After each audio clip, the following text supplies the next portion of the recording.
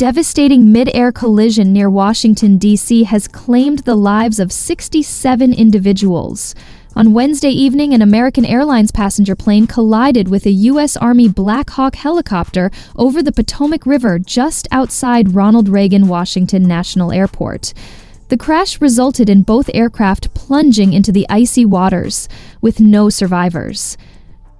The American Airlines flight, en route from Wichita, Kansas, was preparing to land at the airport when it collided with the Black Hawk, which was conducting a training exercise.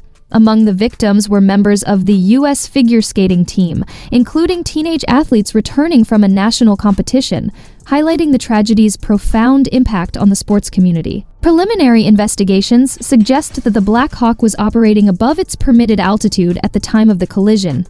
The Federal Aviation Administration, FAA, has since restricted helicopter flights near the airport to prevent future incidents.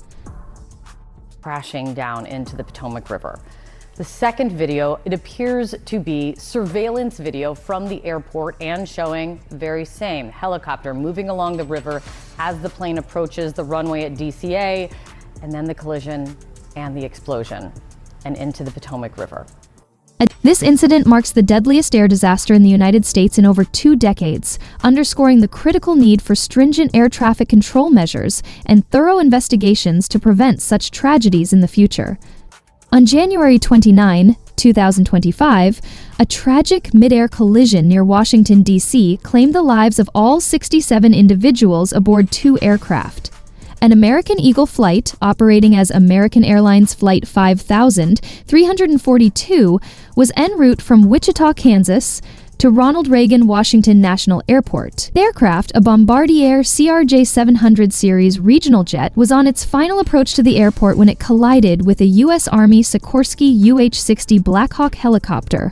The Black Hawk, operated by the 12th Aviation Battalion, was conducting an annual night evaluation flight for one of its pilots out of Davison Army Airfield in Fairfax County, Virginia. The collision occurred over the Potomac River, approximately half a mile from the approach end of runway 33 at Ronald Reagan Washington National Airport. Both aircraft crashed into the river, resulting in the loss of all 64 passengers and 4 crew members aboard the American Eagle flight, and all 3 personnel aboard the Black Hawk helicopter. Among the victims were 14 members of the U.S. figure skating team, including teenage athletes returning from a national competition. The loss of these young athletes has deeply affected the sports community. Preliminary investigations have revealed several contributing factors to the collision. The air traffic control tower at the time was operating with significantly fewer controllers than recommended, leading to confusion over flight paths. One controller was managing both planes and helicopters simultaneously, which may have contributed to the miscommunication. Additionally, the Black Hawk helicopter was operating above its permitted altitude at the time of the collision. The complex airspace near Reagan National Airport, known for its dense helicopter traffic, further complicated the situation. Well, I believe there's 3 things that happened. If it had just been one, it wouldn't have been an issue, but three different things happened. First of all, they only had a crew of 3. And if you're flying a visual flight plan in a crowded airspace like this, they really should have had 2 crew chiefs in the back of the helicopter to clear each side, as the pilots only have visibility from straight ahead 12 to 3 o'clock, or 12 from 9 o'clock to 12 o'clock. So you only have visibility of the front 180 degrees. Your crew chiefs clear the back. If you only have 1 crew chief, how much can you clear each side for visibility? That's the first one. The second one is, whether they were on night vision goggles at that time or not, it is a very cluttered airspace with a lot of lighting and the lights reflecting on the river. And so with that, it's easy to kind of get a little disoriented as far as the height. They were supposed to be at 200 feet, which is the helicopter routing in that area, and it wouldn't have been a conflict, but they were not at 200 feet. Obviously, reportedly, the incident happened at around 350 to 400 feet as the airliner was descending. So that they were at the wrong height. So that's a pilot error. The first would be a policy error or choice.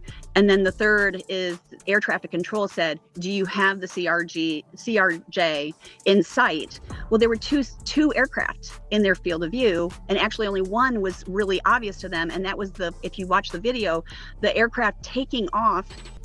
The National Transportation Safety Board, NTSB, is conducting a thorough investigation to determine the exact causes of the collision. The recovered black boxes from both aircraft are being analyzed to provide further insights into the events leading up to the crash. This incident underscores the critical importance of clear communication and adherence to air traffic control instructions to ensure the safety of all individuals in the airspace. Recordings of air traffic control conversations published online suggested that a controller tried to warn the helicopter about the American Airlines plane in the seconds before the collision. The helicopter pilot appeared to respond to confirm they were aware of the plane, but moments later the two aircraft hit each other. Transport Secretary Sean Duffy also said he thought the helicopter was aware of the plane nearby. Joining Duffy at a briefing on Thursday, Defense Secretary Pete Hegseth added that the helicopter was on an annual proficiency flight, performing a night evaluation, and the crew had night vision goggles. The Pentagon's up here, so to give you a little lay of the land, that's north up there. Pete's been talking all evening about the runway they were originally headed for. That's this one, right through here. They did not go that way. They diverted off to come in on this one over here, which is a different runway. That's the direction they were coming in from to land at this very busy airport. If you look at Flight Radar 24, you can also see the tracking on this plane of where it was coming in over this way. We've had witnesses over here talk about seeing the plane and seeing it turn so they could see the whole belly of the plane at one point. We have witnesses up here who've told us on air about seeing the accident. So this is the area we're talking about. The river is not terribly wide here. This plane was actually truly within seconds of touching down when all this happened. The type of plane, this is not the plane, but it's the type of plane, typically has 2x2 seating inside. This is a configuration when it comes in to land, it's going to be at maybe 150 miles an hour, to put it in road terms. Pete can check on that for us. I'm sure he probably knows right off the top. The Black Hawk helicopter we're talking about, also capable of speeds like that and more. We have no idea though, because a helicopter can also be moving quite slowly. This is a 12 to 13,000 pound vehicle. So the collision, the kinetic energy of that, absolutely immense. And we've talked an awful lot about the notion of the water down here. When we talk about the collision current, happened at about 21 local time, 2 to 0 GMT, as the plane approached Ronald Reagan Washington National Airport. One eyewitness, Ari Schulman, told NBC Washington that the plane's approach looked normal until he saw it bank hard to the right, with streams of sparks running underneath the craft, illuminating its belly, which he believed to look very, very wrong. Another eyewitness, Jimmy Mazzeo, recalled seeing what looked like a white flare in the sky. He remarked that planes approaching the airport appeared to have been flying in irregular patterns. After the impact, the passenger plane broke into multiple pieces and sank several feet into the river, while the helicopter ended up upside down on the water. Hundreds of first responders on rubber boats were deployed to search for survivors. Officials highlighted the challenging conditions in which they were working due to ice floating on the freezing cold river and contending with the plane wreckage. They later said they did not expect to find any survivors and had changed the focus of their mission to focus on recovering bodies. Details are emerging about the 64 people who were on board the plane, who included top figure skaters as well as 4 crew members. Meanwhile, the helicopter was carrying 3 soldiers. 41 bodies have now been recovered, including the 3 people who were flying on the U.S. military helicopter, emergency officials told the BBC. The people known to have been on the flight include the skaters, a young pilot, flight attendants, and a lawyer traveling home on her birthday. The American Airlines plane can be seen flying towards the airport before the two collide, causing a mid-air explosion. And after the collision and subsequent explosion, the airliner can be seen spinning into the water, and the Black Hawk is also seen falling into the water.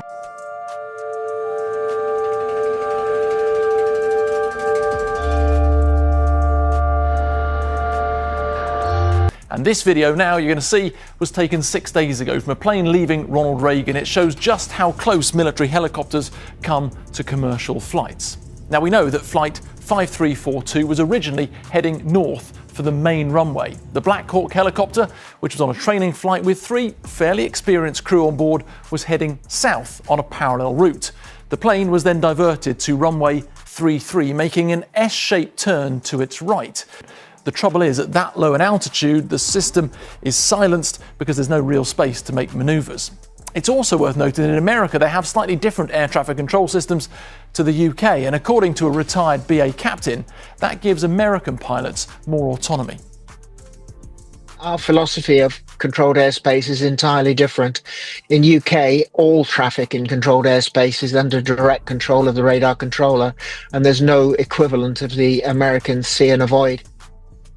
In response to the incident, the Federal Aviation Administration, FAA, has restricted helicopter flights near the airport.